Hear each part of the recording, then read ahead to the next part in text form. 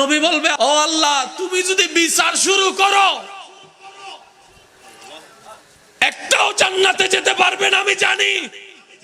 আর আমারও শর্ত, আমার উম্মত ছাড়া আমি জান্নাতে যাব না। এবার তুমি কি করবা করো, এবার তুমি কি করবা করো, এবার তুমি কি করবা করো।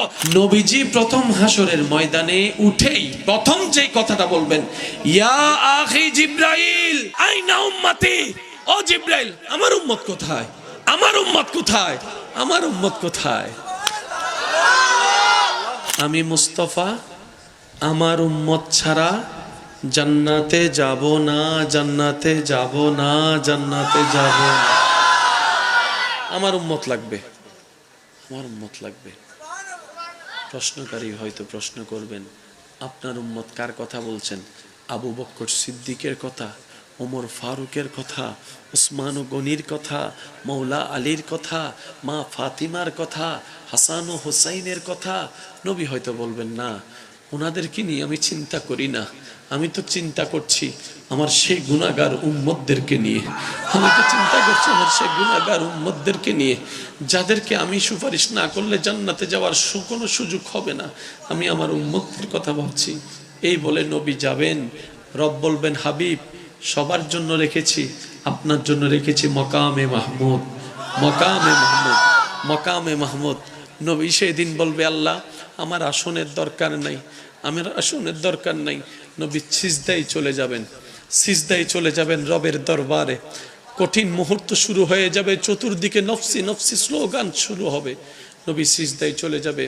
নবী সিজদায় যাওয়ার পর আল্লাহ তাআলা বলবেন, ইরফা রাসাক। ও নবী, মাথা কেন নিচু করলেন, সিজদায় কেন পড়লেন?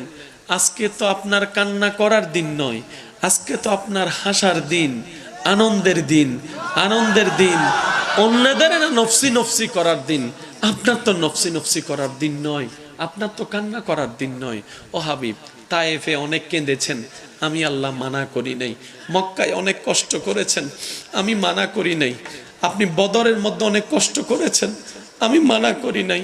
আপনি উহুদে দন্দান শহীদ করেছেন, রক্তাক্ত হয়েছেন, আমি মানা করি নাই। আপনি আমার জন্য যথেষ্ট করেছেন, আমাকে খুশি করার জন্য, আপনি আমার প্রেমের পরীক্ষায় দেওয়ার জন্য যথেষ্ট করেছেন।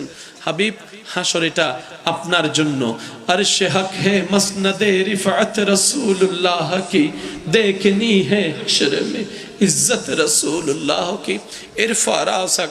ও মুস্তাফা, ও নবী, আপনি মাথা তুলেন না, কি চান বলেন না, আপনি যা চাইবেন আমি আল্লাহ তাই দিব।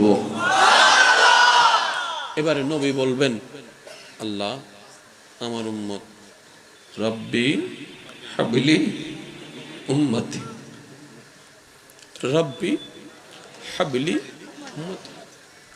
রব্বি, ও আমার আল্লাহ, হাবলি, হেবা করে দাও, আমাকে দিয়ে দাও, উম্মতি, আমার উম্মত, আমার উম্মত আমাকে দিয়ে দাও, আমার উম্মত আমাকে দিয়ে দাও, আমার উম্মত আমাকে দিয়ে দাও। আল্লাহ বলবেন, হাবিব, আপনার উম্মত আপনাকে দিব কেন?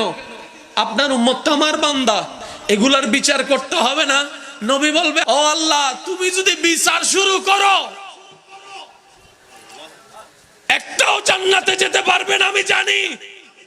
আর আমারও শর্ত, আমার উম্মত ছাড়া আমি জান্নাতে যাব না। এবার তুমি কি করবা করো, এবার তুমি কি করবা করো, এবার তুমি কি করবা করো।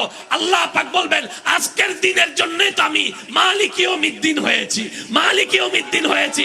ও রাসূল, আপনি একটা কাজ করেন, আপনার উম্মত আসুক, আমার বান্দারা আসুক, আমি হিসাবটা দিব।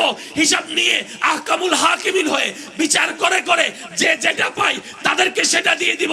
তো জাহান্নামীরা জাহান্নামে যাবে, আপনি সিজদায় পড়ে আমার কাছে সুপারিশ করেন, আমি আপনার সুপারিশ কবুল করে করে জাহান্নামীদেরকে জান্নাতি করে দেব।